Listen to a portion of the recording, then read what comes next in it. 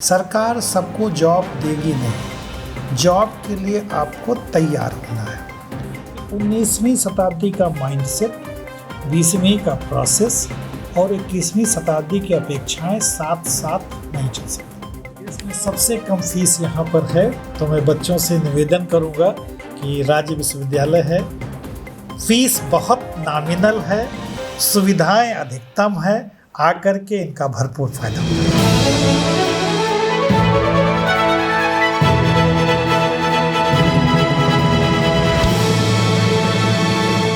आयुष तिवारी और स्वागत है आपका वॉक्सी टॉक्सी हिंदी के मंच पर।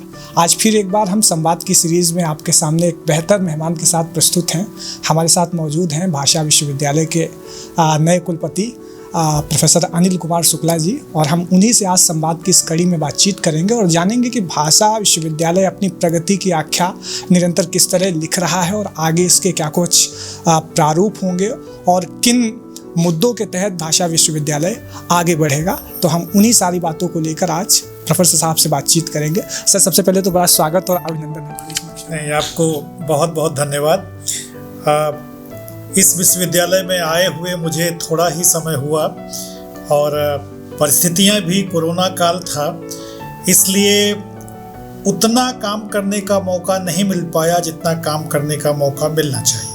एक कहावत है अंग्रेजी में कि experience is the best teacher, और आप जो है एक विश्वविद्यालय के कुलपति भी रह चुके हैं, तो ऐसा नहीं कि आपके पास अनुभवों की कमी है।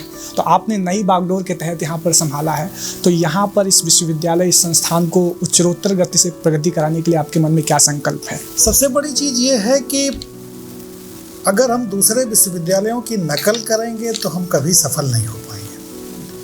मेरे दिमाग में ये है कि जो लोग कहते हैं कि भाषा विश्वविद्यालय की ये सीमाएं हैं, हमें उन सीमाओं को अवसरों में बदलना है।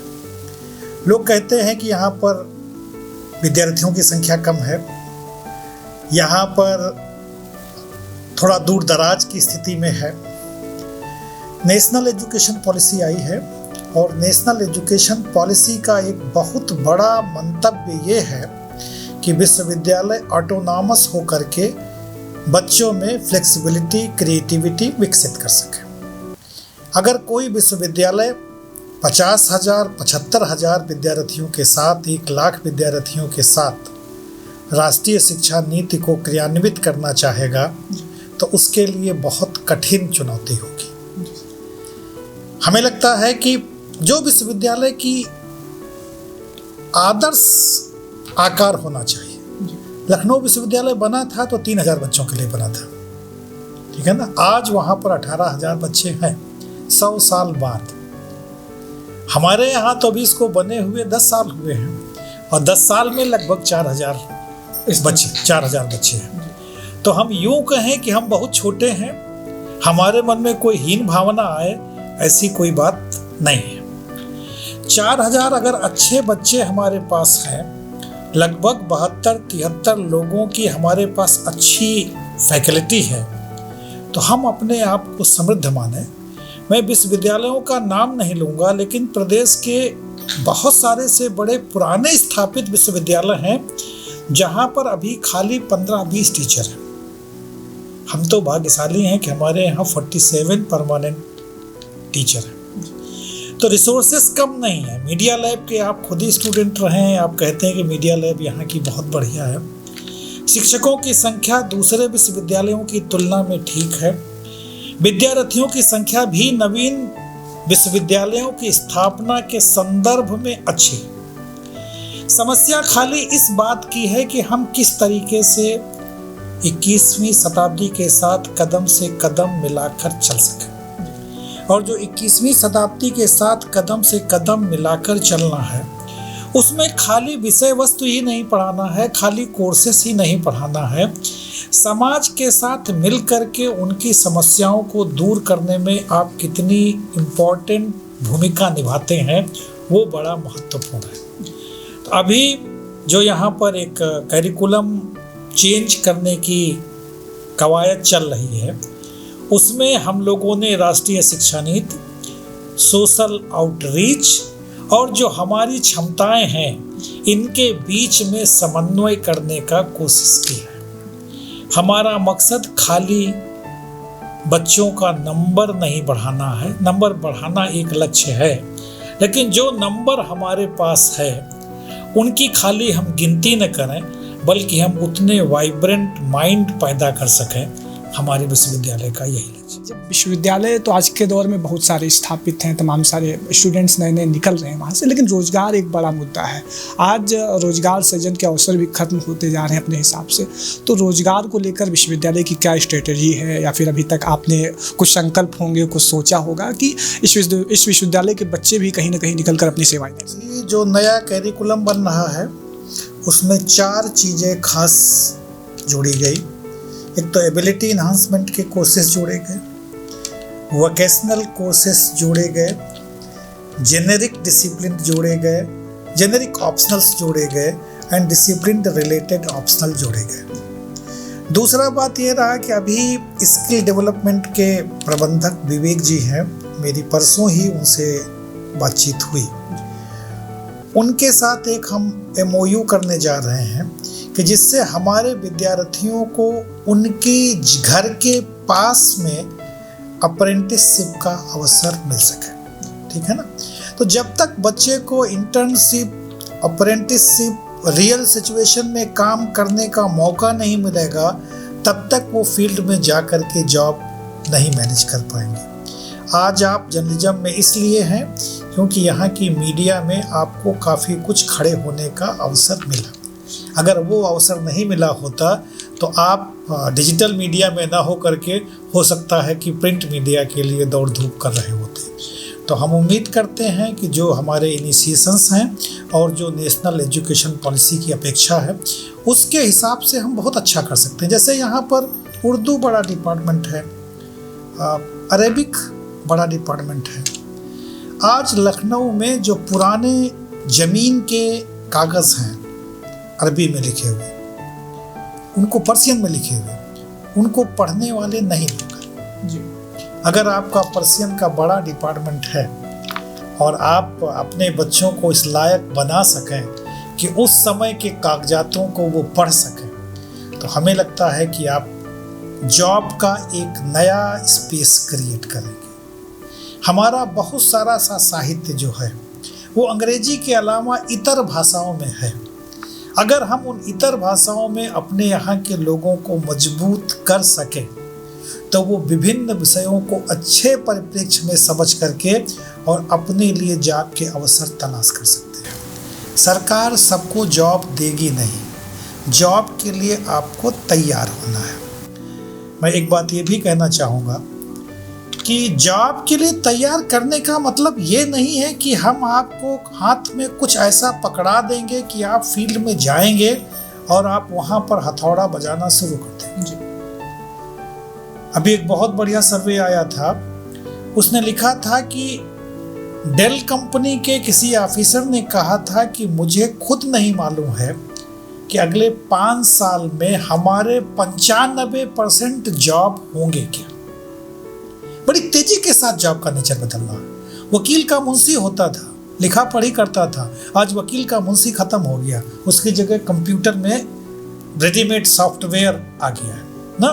तो हमारा पर्पज ये है कि हम ऐसा माइंड तैयार कर सकें स्किल के साथ साथ कि जो बदलते हुए जो जॉब के नेचर है उसके साथ अपने आप को बहुत अच्छी तरीके से ढाल सकें ना। हमारा पर्पज ये नहीं कि हम टाइपिस्ट पैदा कर देंगे और बैठ करके वो टाइप कर लेगा। हम ऐसा माइंडसेट पैदा करने की कोशिश करेंगे कि जिससे उसके सामने जो चैलेंज आए, जो नए जॉब क्रिएट हो, तद अनुसार वो अपने आप को चेंज कर सके। भारत में तमाम सारी भाषाएं हैं, संविधान भी कई सारी भाषाओं को अपनी देशीय अनुसूची में जगह, लेकिन आज भाषाओं का क्षरण हो रहा है। लेकिन जैसा इस विश्वविद्यालय का नाम है भाषा विश्वविद्यालय, भाषाओं को सहेजने के लिए जो तमाम सारी कृतियों के अनुसार अलग अलग पांडुलिपियाँ हैं, और तो इनको लेकर भाषा विश्वविद्यालय का क्या स्टैंड रहेगा और आगे किस तरीके से भाषाओं के ऊपर काम होगा? निश्चित रूप से है कि दुनिया में बहुत सारी सी भाषाएं ख़त्म हो रही हैं। अपने देश प्रदेश में बहुत सारी सी भाषाएं ख़त्म हो गई। हम लोग तो गांव के हैं, गांव में जो बोलियां बोली जाती थी धीमे धीमे ख़त्म हो गई। जो पहले के संगीत थे, कजरी थे, गीत होते थे, शादी ब्याह में होते थे, वो सब खत्म हो गए। सहजना उनको इस विश्वविद्यालय का लक्ष्य होना चाहिए। मेरे दिमाग में बिल्कुल था कि मैं एक अवधी भाषा के संदर्भ में यहाँ पर कुछ केंद्र स्थापित करके काम कर सकें। कुछ भाषाएं जैसे ओरिएंटल स्टडीज़ के बारे में यहाँ पहले से डिपार्टमेंट इस्टेब्लिश हैं, लेकिन ओरिएंटल के साथ साथ जो स्थानीय भाषाएं हैं या वो भाषाएं कि जिनके बोलने वाले बहुत कम लोग बचे हैं, समझने वाले बहुत कम लोग बचे हैं, केंद्रीय हिंदी भाषा संस्थान आगरा, इफ्लू हैदराबाद, इन लोगों के साथ मिल करके हम लोग कोशिश कर रहे हैं और कोशिश करेंगे भी कि उन एरियाज़ को आइडेंटिफाई लैंग्वेज में कर सकें कि जिनके ऊपर काम करने की बहुत ज़रूरत है। दूसरा, भाषा विश्वविद्यालय, हर विषय की अपनी एक भाषा होती है। तो खाली भाषा का मतलब ये नहीं है कि हम कुछ 4, 5, 6 जो बड़ी स्टैंडर्ड भाषाएं हैं उनको सीख लें। ज्योग्राफी की अपनी भाषा है, केमिस्ट्री की अपनी भाषा है, इकोनॉमिक्स की अपनी भाषा है, मार्केटिंग की अपनी भाषा है। तो मेरा फोकस इस पर भी है कि अगर बच्चा मैनेजमेंट में मार्केटिंग पढ़ता है तो उसको मार्केटिंग की भाषा भी आनी चाहिए, मार्केटिंग का कम्युनिकेशन भी आना चाहिए। तो हम दोनों हिस्सों पर काम करने का प्रयास करें। स्टेट यूनिवर्सिटी है, तमाम सारी सुख सुविधाएं हैं यहाँ पर, वो माहौल जो भी पुरानी यूनिवर्सिटी है उनमें नहीं हो पाया है। लेकिन यहाँ पर सब कुछ होने के बावजूद भी आज एडमिशन्स में कमी, कल मैं डेटा लेके गया, अभी तक 100 एडमिशन से आसपास यहाँ फॉर्म गया। क्या स्ट्रेटजी है प्रमोशन? कोरोना काल है, अब की बार प्रवेश की समस्या थोड़ा सा तो नया साल था रहेगा ही, लेकिन स्थापित विश्वविद्यालय और नए विश्वविद्यालयों में प्रवेश की समस्या थोड़ी रहती है। और समस्या इसलिए है कि आपने विश्वास कितना अर्जित किया, ठीक है ना। अगर आपने समाज का विश्वास अर्जित किया है तो आपको प्रवेश की समस्या नहीं होगी। वनस्थली विद्यापीठ जंगल में स्थापित है, पूरे देश से लड़कियां पढ़ने वहाँ पर आती हैं, लाइन लगी रहती है, ठीक है ना। तो कुछ हमारे स्तर पर कमी रह गई। दूसरा ये है कि 19वीं शताब्दी का माइंडसेट, 20वीं का प्रोसेस और 21वीं शताब्दी की अपेक्षाएं साथ साथ नहीं चल सकती। आपको माइंडसेट बदलना होगा, प्रोसेस बदलना होगा। इसलिए अब की बार हम लोगों ने ऑनलाइन ऑफलाइन दोनों प्रवेश की तरह से कोशिश की है। हमारे टीचर बहुत मेहनत कर रहे हैं। निश्चित रूप से जब हमारा ब्रांड इस्टेब्लिश हो जाएगा तो हमको प्रवेश के लिए प्रयास नहीं करना पड़ेगा, लेकिन अभी साल 2 साल हमको अपना ब्रांड बनाने में ज़रूर प्रयास करना पड़ेगा और हम उसमें सफल। छात्रों के लिए यहाँ पर एक संदेश, कोविड का दौर चल रहा है, हालांकि आपकी तरफ से बड़े प्रयास किए गए, सराहनीय रहे कि आपने यहाँ की ग्राम पंचायतों में अलग अलग जाके। नलिनी जी बैठी हुई, अभी शायद 1 हफ्ते पहले की ही बात है। हम लोग बगल का ग्राम पंचायत यहाँ से 3-4 किलोमीटर दूर है, मुझे एग्जैक्ट अल्लूनगर डिगुरिया, वहाँ पर गए हुए थे। गांव वालों से बातचीत हुई थी, जो वहाँ के निवर्तमान प्रधान थे वो भी आए हुए थे। आसपास के गांवों को हम लोगों ने गोद ले रखा है। रोज़ हमारे एनसीसी एनएसएस के बच्चों ने वैक्सीनेशन ड्राइव में जब विषम स्थितियां थी उन स्थितियों में भी बढ़ चढ़ करके हिस्सा लिया, ठीक है ना।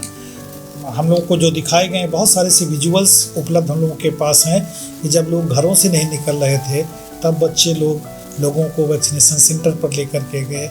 इवन जो रजिस्ट्रेशन होता था उसमें हेल्प किया। काउंसलिंग सेंटर हम लोगों ने इस्टेब्लिश करने की कोशिश करी। और सबसे बड़ा चीज़ तो यही थी कि हम अपने लोगों को ही शुरू में तो मोटिवेट करना कठिन था, लेकिन आज की तारीख में जो हमारे साथ काम कर रहे हैं हम लोग उनको मोटिवेट करके और उनका वैक्सीनेशन करवा पाए। देखो, वैक्सीनेशन करवाना एक अलग चीज़ है। इम्पॉर्टेंट ये है कि आपका टेम्पर साइंटिफिक होना चाहिए, ठीक है ना। हमें लगता है अगर हमारा टेम्पर साइंटिफिक हो तो हमको किसी को वैक्सीनेशन करवाने के लिए परस्यू करना ही न पड़े, ड्राइव चलाना ही न पड़े। तो हम लोग कोशिश यही कर रहे हैं कि जो हम लोग आसपास हैं साइंटिफिक तरीके से हम लोग उनके साथ अपनी बातों को शेयर कर सकें और वैक्सीनेशन के लिए ले जा सकें। कोरोना काल में जो सावधानियां रखनी चाहिए उन सावधानियों के बारे में जागरूक कर सकें। और खाली कोरोना काल ही नहीं, जब कभी कोई अनएक्सपेक्टेड सिचुएशन आए तो हम उसको कैसे फेस कर सकें उसके बारे में जागरूक करना हर जागृत विश्वविद्यालय का लक्ष्य होना चाहिए। सर बस चलते चलते दो छोटे से सवाल आपसे रह गए हैं। एक तो ये कि यहाँ पर एडमिशन सेल में जो कमी है उसकी बेसिक चीज़ ये रही कि कई सारे कोर्सेज यहाँ पर ऑनर्स में अवेलेबल हैं। हमें लगता है ये यूनिवर्सिटी समय से आगे चली, अच्छा किया। जब यहाँ पर ऑनर्स कोर्स शुरू किए गए तो लखनऊ में ऑनर्स कोर्स नहीं थे जी। दिल्ली यूनिवर्सिटी में ऑनर्स कोर्स थे। और मैं जब यहाँ का सिलेबस देख रहा था, करिकुलम देख रहा था, तो दिल्ली यूनिवर्सिटी के पैटर्न पर ही थे। आज नेशनल एजुकेशन पॉलिसी के तहत करिकुलम में जो चेंजेस किए जा रहे हैं वो इस भाषा विश्वविद्यालय में 5 साल पहले से है। क्रेडिट ट्रांसफ़र आपके यहाँ पहले से है ना, CBSCS पहले से है, चॉइस बेस्ड क्रेडिट सिस्टम पहले से है, इंट्रा डिपार्टमेंटल जो है चॉइसेस ऑप्शनल पेपर लेने की प्रैक्टिस आपके यहाँ पहले से है। प्रैक्टिसेस यहाँ बहुत बढ़िया रही, लेकिन हम समाज के लोगों को जागरूक नहीं कर पाए। अब हम अगले सत्र से, क्योंकि इस सत्र में तो बहुत थोड़े समय रह गए हैं, आज ही मीटिंग हो रही थी, लोग बैठे हुए थे कि हम ऑनर्स कोर्स और पास कोर्स दोनों पर काम करें। बच्चा चाहे ऑनर्स कोर्स में प्रवेश ले, चाहे पास कोर्स में प्रवेश ले, हम उसको प्रवेश दे करके और उसकी इच्छा के अनुरूप हम कोशिश कर सकें उसको डिग्री मिल सके। तो हमारे साथ मौजूद थे भाषा विश्वविद्यालय के कुलपति professor Anil Kumar Shukla sir. Sir का साफ तौर पे कहना है कि अब छात्रों के लिए कोई बाध्यता नहीं है और प्रदेश सरकार की यूनिवर्सिटी है, आप खुले मन से यहाँ पर प्रवेश पा सकते हो और यहाँ पर आपको एक बेहतर शैक्षणिक माहौल देने की कोशिश की जा रही है और निरंतर की पूरे प्रदेश में सबसे कम फीस यहाँ पर है। तो मैं बच्चों से निवेदन करूँगा कि राज्य विश्वविद्यालय है, फीस बहुत नॉमिनल है, सुविधाएं अधिकतम है, आकर के इनका भरपूर फायदा उठाएं। सर का संदेश है, जहाँ तक ये बातें पहुँच रही हैं तो एक राज्य विश्वविद्यालय होने के नाते आप जरूर यहाँ पर आइए। वॉक्सी टॉक्सी हिंदी के लिए आयुष तिवारी।